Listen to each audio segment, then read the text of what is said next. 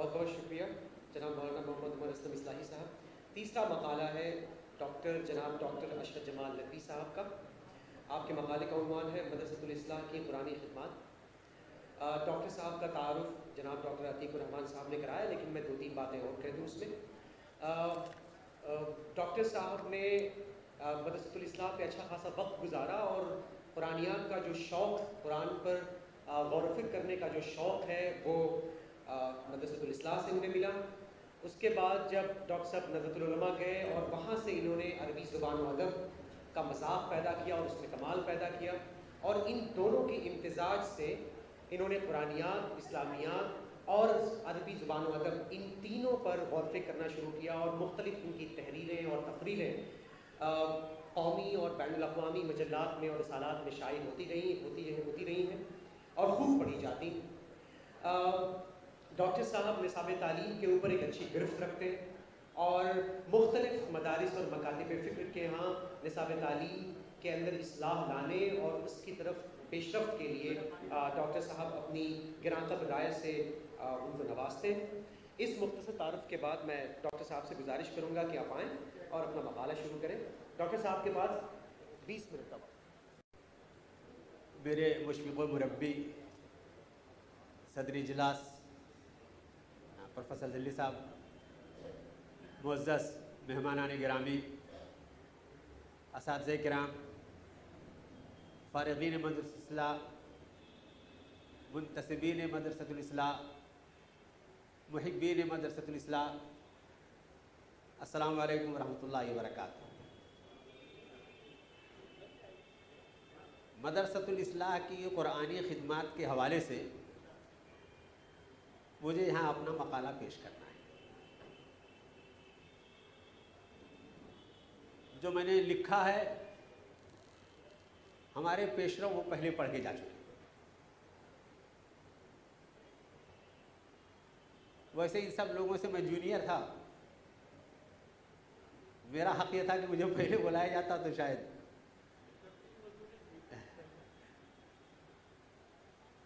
بہرحال اب اگر میں مدرسے کی قرآنی خدمات کے حوالے سے کچھ نہ کہوں، صرف اتنا کہوں کہ پروگرام کا آغاز جس درس قرآن سے ہوا وہ مدرسۃ الاصلاح کی خدمات کا ایک نمونہ ہے۔ تو اتنے سے پھر ہماری بات بن جاتی ہے، اور شاید اور بہت زیادہ کچھ بیان کرنے کی ضرورت نہیں۔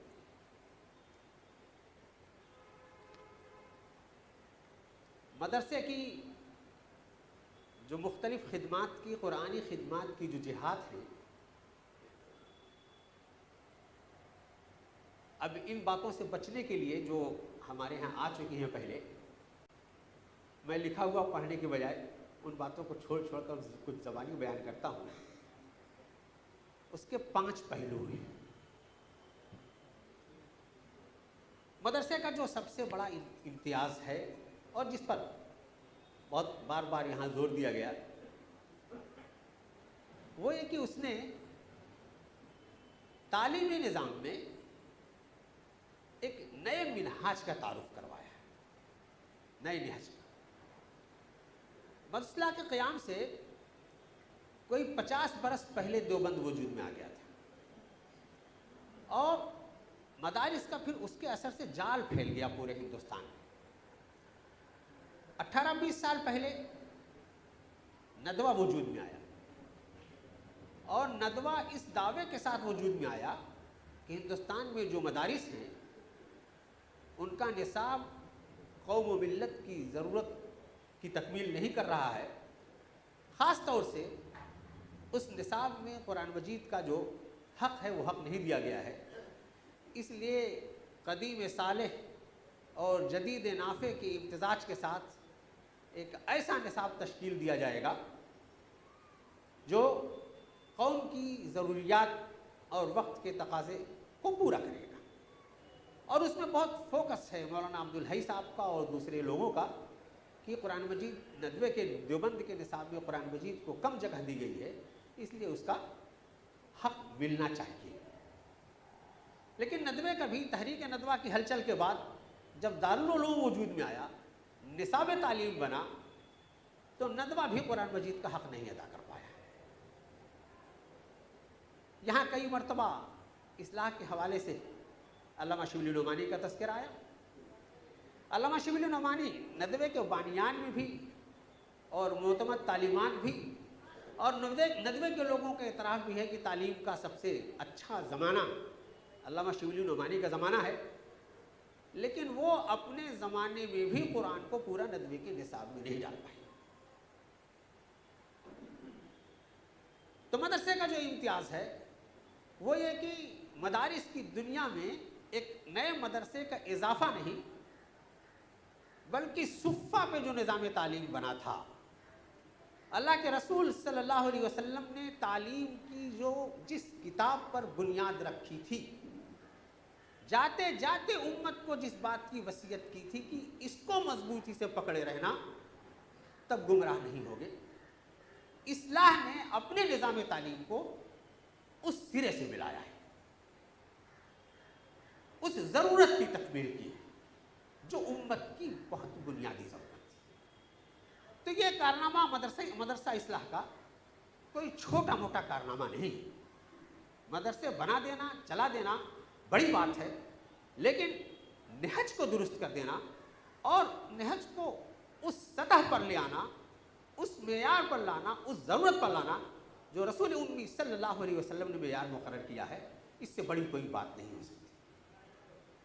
پھر مدرسے نے صرف یہ دعویٰ نہیں کیا، اپنی اس دعویٰ کو زمین پر برپا کرنے کے لیے جو اس کے تقاضے تھے، اس کو جیسی تحقیقات چاہیے تھی، اس کو جیسی اصطلاحات چاہیے تھی، اس کو جس طرح کا لٹریچر چاہیے تھا، باقی جو دوسری نصابی کتابیں ہیں اس نصاب کی جس طرح سے تجدید چاہیے تھی، اپنی زمین پر اپنے نصاب پر اس نے وہ کر کے دکھایا جس کا ابھی یہاں تذکرہ مولانا عمر صاحب کر رہے تھے کہ فقہ میں کس طرح سے تجدید ہوئی، حدیث کا جو ڈیو حق ہے وہ کس طرح سے دیا گیا کہ حدیث جو رسول پاک صلی اللہ علیہ وسلم قرآن کے ہی ترجمان ہے، تمام تر احادیث قرآن مجید کی تشریح ہے، تو قرآن کو حدیث سے ایسے جوڑا جائے کہ اپنے آپ میں اللہ کے رسول صلی اللہ علیہ وسلم کی سیرت اور جو سنت ہے وہ قرآن کی چلتی پھرتی تفسیر دکھائی دے.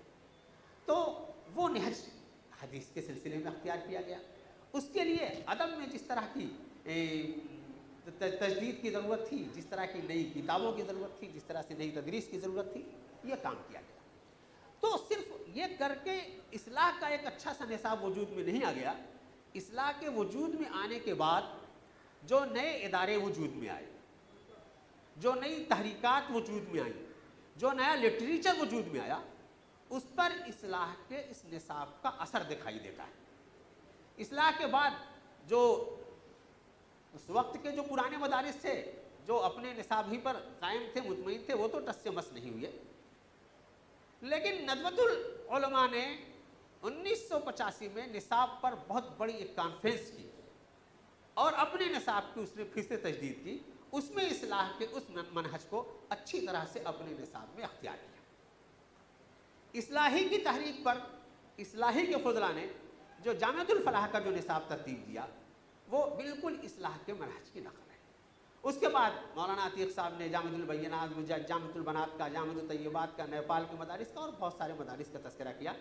تو جو نصاب کی کج دیوار کی اصلاح نے جو درستگی کی تھی، اللہ کا شکر ہے بعد کے اداروں نے اس سے پوری طرح سے فائدہ اٹھایا. تو بڑا کمال اور سب سے بڑا کارنامہ وہ نصاب سازی کو صحیح رخ پر لگانا ہے. مدرسے نے جب نصاب بنایا تو مدرسہ ہے، کارخانہ ہے، وہ افراد پیدا کرے گا. اس کے پروڈکٹ کی روشنی میں اس مشین کے پروڈکٹ کو دیکھا جائے گا کہ کیسا پروڈکٹ ہے، کیا نکل رہا ہے یہاں سے، جو دعویٰ ہے یہ اس کی ترجمانی کر رہا ہے یا نہیں کر رہا ہے. تو بہت آرام سے، بہت اطمینان سے یہ بات کہی جا سکتی ہے کہ علمی دنیا قرآن مجید کے خدام کی ایک فہرست بنا سکتی. جو لوگ قرآن مجید پر بولتے ہیں، جو لوگ قرآن مجید پر لکھتے ہیں، جن کی تصانیف میں، جن کی تحریروں میں، جن کے خطبات میں، جن کی تحقیقات میں، جن کی اجتہادات میں قرآن مجید غالب ہے، اگر ان کی آپ کوئی بہت چھوٹی سی بھی فہرست بنائیں گے تو اس کے اوپر کے چند نام آپ کو مدرسہ کے فضلہ کے رکھنے پڑیں گے. قرآن ہے, ان کے رگ و ریشے میں قرآن ہے.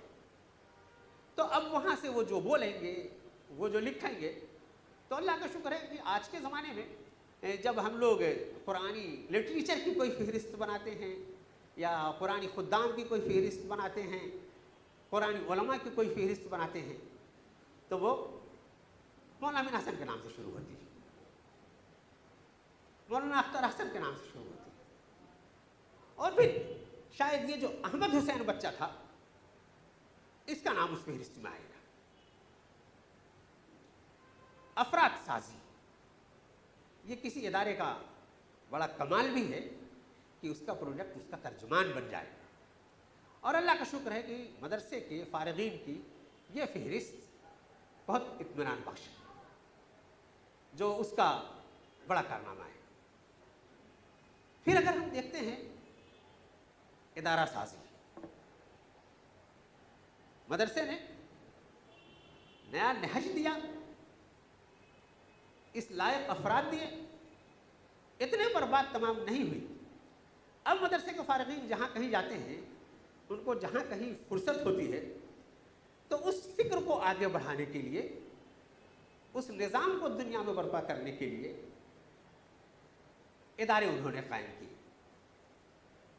یہ پہلا ادارہ تو خود مدرسے کی کوکھ میں پلا بڑھا دار حمیدیہ, جس نے مولانا فراہی کے تمام رسائل کو اور اس کے تراجم چھاپے اور دنیا کو اس سرچشمے سے فیضیابی کا موقع ملا. ایسے متعدد ادارے ہیں جو صرف قرآن کی خدمت کے لیے اصلاح کے فارغین نے قائم کیا. ایک ادارہ جو رقبے میں چھوٹا سا ہے, بہت چند افراد اس سے جڑے ہوئے ہیں, لیکن اللہ کے فضل سے اس کے اثرات بھی عالمی سطح پر مرتب ہوئے ہیں. وہ پروفیسر ذلی صاحب نے ادارہ القرآن کے نام سے علی گڑھ میں قائم کیا. خالصتاً مدرسہ کے جو فارغین علی گڑھ میں جو مقیم تھے, پڑھ رہے تھے, اپنی تعلیم یا تدریس مشغول تھے, ان کے دماغ میں بھی یہ سودا سمایا کہ اتنا کافی نہیں ہے جتنا یہاں رہ کر کے ہم کر رہے ہیں.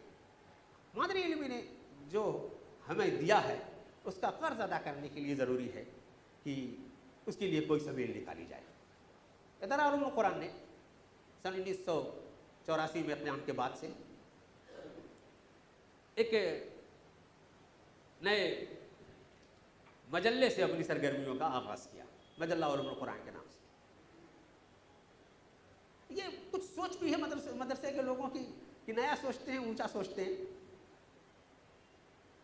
اس وقت جب وہ رسالہ نکلا ہے, پوری دنیا کی تمام زبانوں میں وہ پہلا ایسا رسالہ تھا جو قرآن مجید کی خدمت کے لیے, قرآنی علوم کی تحقیق کے لیے, قرآنی علوم کو عام کرنے کے لیے جاری ہوا. اور اس کا یہی کہا جائے گا کہ اس کا اثر ہے کہ اب دنیا میں کئی مواقع, کئی مقامات سے, کئی ملکوں سے, سعودی عرب سے, ایران سے, پاکستان سے اب کئی رسالے صرف قرآن مجید کی خدمت کے لیے مخصوص جاری ہوئے ہیں. اس ادارے میں اس مجلے کو قائم کرنے والے جو تھے بڑے علماء فضلہ محققین تھے یونیورسٹی کے, انہوں نے اس کا معیار بہت عالمی پیمانے کا رکھا. تو دنیا میں اس کے معیار کی بھی ستائش ہوئی, اس کے معیار کی بھی پذیرائی ہوئی, اور جو واقعی قرآن پسند لوگ ہیں انہوں نے اس کا دل سے استقبال کیا. الحمدللہ وہ ادارہ قائم ہے, وہ مجلہ ہے, اور وہ اپنی خدمت انجام دے رہا ہے. ابھی اسی موقع پر کوئی شکوہ کرنا ٹھیک نہیں ہے کہ جن لوگوں کے لیے وہ مجلہ ہے, جن لوگوں کے دلوں کی وہ آواز ہے, ان کے دلوں میں پتہ نہیں کیوں نہیں وہ اپنی جگہ نہیں بنا پا رہا ہے. لیکن ادارے نے اور بھی کئی ایسے کام کیے جس سے مدرسے کا مشن اور بہت آگے بڑھا. اس نے خاص وقت کے سلگتے موضوعات پر سیمیناروں کا سلسلہ شروع کیا جو وقت کے حالات کے تقاضے کے مطابق. الحمدللہ سالانہ استمرار کے ساتھ وہ سیمینار ہو رہے ہیں, اور 10 سیمینار بہت اچھے طریقے سے منعقد ہو چکے ہیں, اس کے مجموعے شائع ہو رہے ہیں, لوگوں تک پہنچ رہے ہیں.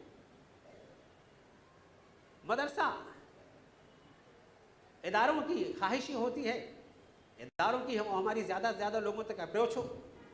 ایک بالکل نئی سوچ یہ ذہن میں پیدا ہوئی کہ ہم لکھ رہے ہیں، مجلہ پڑھا جا رہا ہے، کیوں نہ ملک بھر میں یونیورسٹیوں میں، کالجز میں، مدارس میں جو طلبہ ہیں سب تک یہ آواز پہنچائی جائے کہ وہ قرآن کو پڑھیں، قرآن کے مختلف موضوعات کو پڑھیں اور اس پر اپنی نگارشات پیش کریں. ان کے درمیان ایک مسابقہ شروع کیا گیا.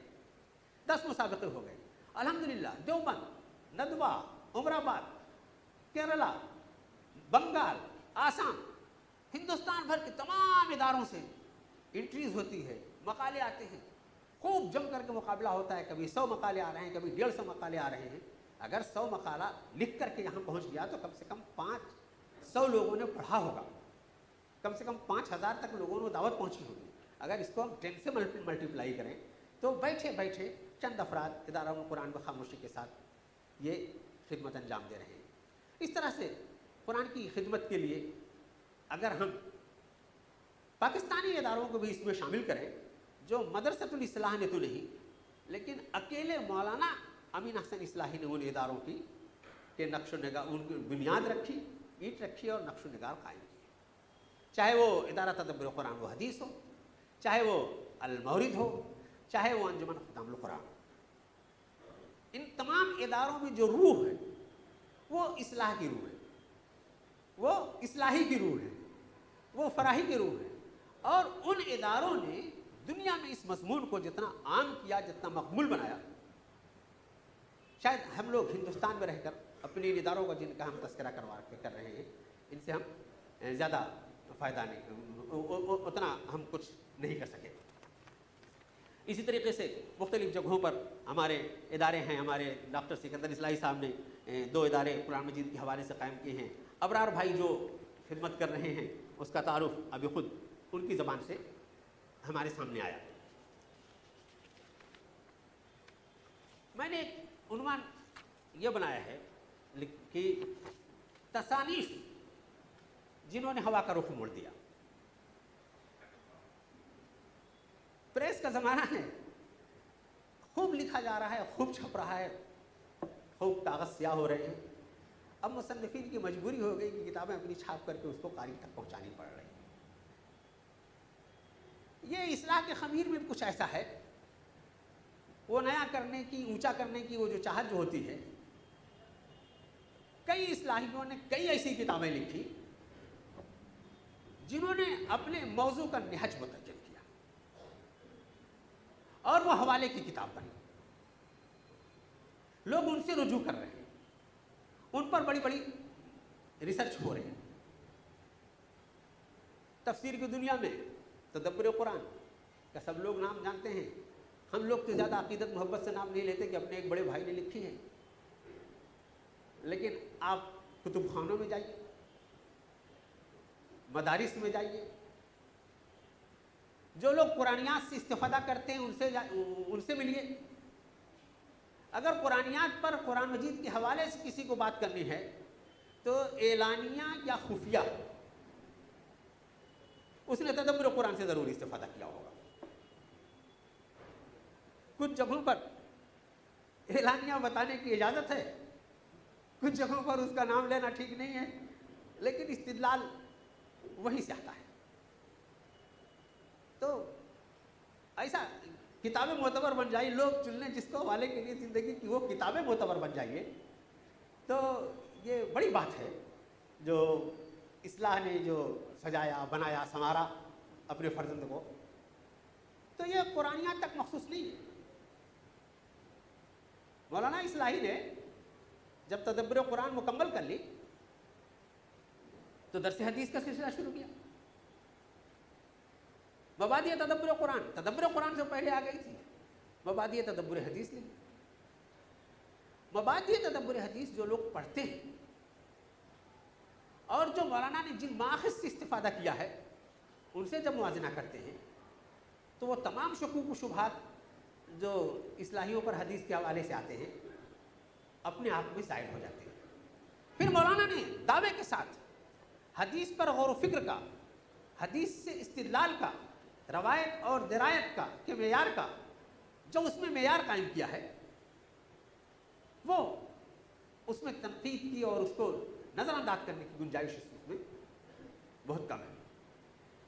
فقہ کے سلسلے میں نے بہت پہلے ایک مرتبہ مولانا نسیم ظہیر اصلاحی صاحب کے ایک مقالے میں پڑھا تھا، اور وہ میری خواہش ہے کہ کوئی اصلاحی اس کام کو بھی کرے۔ ابھی اس میدان میں ہم لوگ دعویٰ تو کر رہے ہیں کہ فقہ اسلامی ہم لوگ پڑھتے پڑھاتے ہیں، ابھی فقہ اسلامی کا وجود اور اس کی مثالیں، اس کی کتابیں آنا باقی ہیں۔ مولانا نسیم ظہیر اصلاحی صاحب نے ایک مرتبہ یہ لکھا کہ جو قرآن مجید میں احکام کی جو آیتیں ہیں، یہ کہا جاتا ہے کہ 500 ساڑھے 500 آیات۔ جساس نے یہ بات لکھ دی، تمام علماء، تمام فقہ، تمام دارالفتاء ابھی تک قرآن مجید میں انہی 550 ساڑھے 500 آیات کو کتاب احکام کی آیات مان رہے ہیں۔ یہ کام اصلاح کا ہے، اصلاح کے اساتذہ کا ہے کہ پورا قرآن مجید یہ سماج کی تعمیر اور تشکیل کے لیے ہے۔ مسائل حرام اور حلال کے اگر ڈائریکٹلی مستنبت ہوتے تو اصول زندگی اس سے مستنبت ہو رہے ہیں، معاشیات کے، سماجیات کے۔ ہمارے عظیم اصلاحی صاحب نے سماجیات پر بہت ان 550 آیات سے الگ نئی آیات کی روشنی میں انہوں نے مقالات لکھ دیے، تو یہ کام ابھی باقی ہے۔ مولانا فراہی نے ادب کے میدان میں فہم قرآن کے لیے الگ سے کئی اصول بیان کیے۔ اسالب القرآن ان کی الگ کتاب ہے، دلائل النظام ایک الگ کتاب ہے، لیکن مفردات القرآن میں انہوں نے یہ دعویٰ کیا کہ قرآن مجید کے کچھ الفاظ ایسے ہیں جن کا نظائر کی روشنی میں، نظام کی روشنی میں مفسرین سے صحیح مفہوم متعین کرنے میں سو ہوگا۔ وہ فہرست بھی انہوں نے بیان کی اور اس کی نظائر کی روشنی میں مختصر تشریح بھی کی، لیکن مولانا فراہی کے رسائل چونکہ تشنہ تکمیل ہیں، اب مبارکباد کے مستحق ہیں ہمارے بڑے بھائی ڈاکٹر محمد اجمل اصلاحی صاحب کہ انہوں نے اس کو موضوع بحث بنایا۔ تو نہ صرف یہ کہ اس بحث کو مکمل کر کے دنیا کے سامنے پیش کر دیا کہ ادب کا اعلیٰ معیار کیا ہے، قرآنی الفاظ پر استدلال کس طرح سے کیا جائے گا، بلکہ تنقید کا، کتاب کی تحقیق کا جو اعلیٰ معیار انہوں نے قائم کیا وہ بھی ایک مثال پیش کیے جانے کے لائق ہے۔ جب آپ کو پرچی لکھنا ہوگا تو بتائیے گا۔ میں نے لکھ رکھی ہے۔ اچھا، تو اس پر تو لکھا ہے کہ 3 منٹ میں بات مکمل کریں، مجھے 5 موضوعات پر بات کرنی ہے، تیسرے پر ابھی کر رہا ہوں۔ تو سیرت کا موضوع بس جلدی سے ختم کرتا ہوں، اگر لکھا ہوا پڑھتا شاید ہو جاتا۔ سیرت النبی کا موضوع سب سے سہل موضوع سمجھا جاتا ہے۔ یہ مشہور ہے، کہا جاتا ہے کہ روزانہ 5 نعتیں لکھی جاتی ہیں، 500 نعتیں لکھی جاتی ہیں، کئی سو مضامین آتے ہیں۔ نعتوں میں کتنا مبالغہ ہوتا ہے، انسان کی طبیعت کچھ مبالغہ پسند ہوئی ہے۔ سیرت نبوی کا معیار کیا ہونا چاہیے، سیرت نبوی کا بنیادی ماخذ کیا ہونا چاہیے، سیرت نبوی کا صحیح مرقع کیا ہونا چاہیے، بہت کمال کی بات ہے، اور فخر بھی کر سکتے ہیں اس پر کہ اصلاح کے خانوادہ اصلاح نے اس میں بھی معیار مقرر کر دیا کہ سیرت نبوی کا بنیادی ماخذ قرآن مجید ہونا چاہیے۔ مدرسہ کے فاضل، مدرسہ کے استاد مولانا عمر اسلم اصلاحی صاحب نے باقاعدہ اس پر کتاب لکھ کر کے اجتماع میں حجت کر دیا۔ پروفیسر یاسین مظہر صدیقی صاحب تاریخ کے بڑے آدمی، سیرت کے بڑے محقق، وہ کہتے ہیں کہ اصلاح نے یہ فرض کفایہ ادا کیا۔ ایک طرف یہ کہ ماخذ کا وہ معیار مقرر ہوا، دوسری طرف ایک اور اصلاحی جو خالد مسعود صاحب جو مولانا اصلاحی کے شاگرد ہیں، حیات رسول امی پوری سیرت قرآن کو معیار بنا کر کے لکھ کر کے ایک نمونہ بھی قائم کر دیا کہ اب رتب یابس کی سیرت میں گنجائش نہیں۔ آخری بات اور جو چھوٹ رہی ہے چھوٹنے دیجیے، یہ کہنا چاہتا ہوں کہ مدرسۃ الاصلاح نے یہ جو عالمی تحریکات ہیں، جماعت اسلامی اور جو دوسری بڑی تحریکات ہیں، ان تحریکات پر زبردست اثرات مرتب کیے۔ یہ بات تو آپ لوگوں کی علم میں ہوگی، مولانا فراہی اور مولانا مودودی کی جو عمریں ہیں اس میں کافی تفاوت ہے۔ مولانا فراہی جب حیدرآباد میں درس دیا کرتے تھے، مولانا مودودی ابھی طالب علم تھے اور وہاں آپ کے درس کی محفل میں شریک ہوا کرتے تھے۔ مولانا فراہی کی کتابوں پر مولانا مودودی نے جو تبصرے کیے اور مولانا فراہی کو جو دست و بازو ملے، مولانا اختر حسن اصلاحی، مولانا امین حسن اصلاحی، مولانا صدر الدین اصلاحی، مولانا ابواللیث اصلاحی. مولانا مودودی کے بعد تحریک میں لٹریچر جنہوں نے دیا ہے، وقی لٹریچر جن پر تحریک آج کھڑی ہے، وہ اصلاح کا دیا ہوا ہے. اور اب اس جماعت اسلامی سے باقی جو تحریکات ہیں ان کے لٹریچر سے جو استفادہ کر رہی ہیں، اس کا فیض وہاں سے پہنچ رہا ہے.